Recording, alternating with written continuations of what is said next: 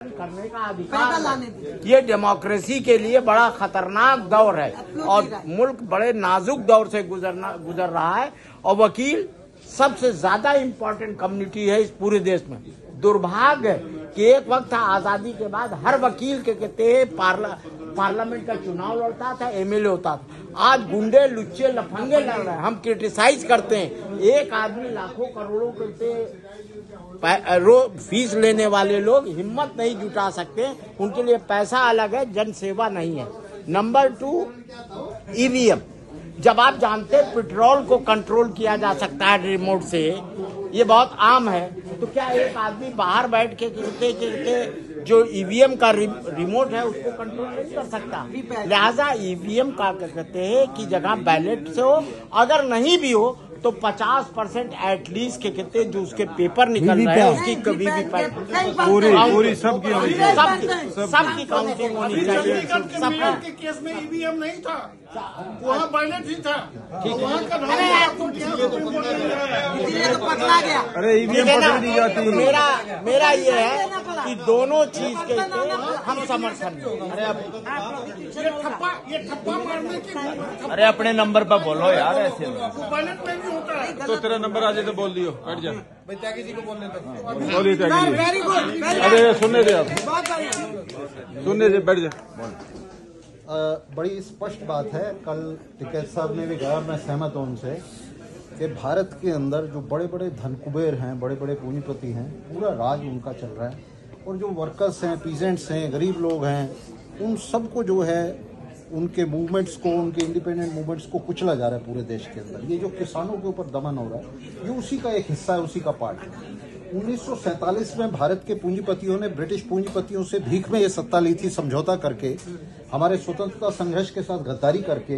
मैं नाम नहीं लेना चाहूंगा, उन्होंने सत्ता ली थी और उसके 1947 के बाद जिस किस्म का राज कायम किया है, आज हम बार बार कह रहे हैं डेमोक्रेसी डेमोक्रेसी, हम कॉन्स्टिट्यूशन में डेमोक्रेसी ढूंढ रहे हैं, पार्लियामेंट में, सुप्रीम कोर्ट में। डेमोक्रेसी तो ये सड़कों के ऊपर है। ये जो किसानों का संघर्ष है बड़े पूंजीपतियों की सरकार के खिलाफ, ये डेमोक्रेसी है और हमें इस डेमोक्रेसी को सपोर्ट करना चाहिए। डेमोक्रेसी ना सुप्रीम कोर्ट में है, ना पार्लियामेंट में है, ना संविधान में है। ये सब किताबी बातें हैं और हम वकील होने के नाते देख रहे हैं इसको। आप देखिए किस तरह से किसानों के रास्ते में कीलें बिछा दी गई हैं, किसानों के खिलाफ ऐसे युद्ध छेड़ दिया गया है जैसे किसी शत्रु देश के खिलाफ छेड़ा गया हो। तो ये जो सरकार है, ये निश्चित रूप से एक मुट्ठी भर लोगों की सरकार है जो पिरामिड के ऊपर बैठे हुए हैं, टॉप पे बैठे हुए हैं। और मैं नाम लेके कहूंगा तो अडानी और अंबानी और उनकी क्लास की ये सरकार है। और जो आम साधारण आदमी है उसमें हम सब शामिल हैं, उसमें हम सब शामिल हैं।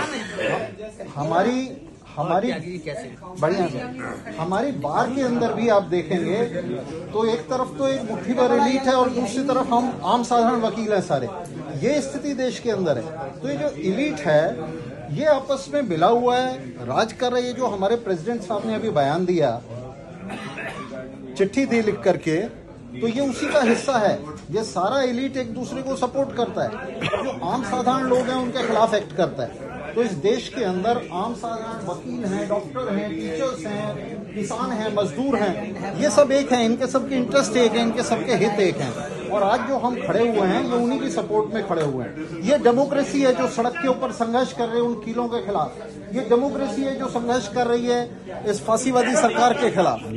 तो ये डेमोक्रेसी है। हम पूरी तरह से इस डेमोक्रेसी को सपोर्ट करते हैं और यहाँ हम नहीं जानते कि ईवीएम में धांधली हो रही है या नहीं हो रही है, लेकिन एक बात तय है कि पूरे देश में ईवीएम का बहुत ही व्यापक विरोध है।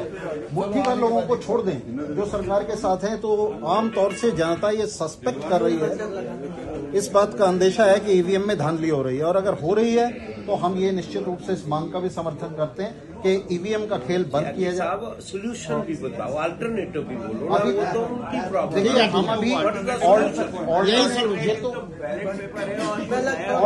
आप बोलो ना, ओपिनियन बनाते हैं। जी, ये जो संघर्ष है, ये जो किसानों का संघर्ष है, ये जो हमारा संघर्ष है, हम भी ये संघर्ष कर रहे हैं, बोल रहे हैं, रेजोल्यूशन डाल रहे हैं। तो ये जो संघर्ष है इसको आगे बढ़ाया जाए, मिलकर इसको आगे बढ़ाया। अस्सलामु अलैकुम नाज़रीन, आप देख रहे हैं वतन की पुकार मीडिया न्यूज चैनल, आपका अपना चैनल।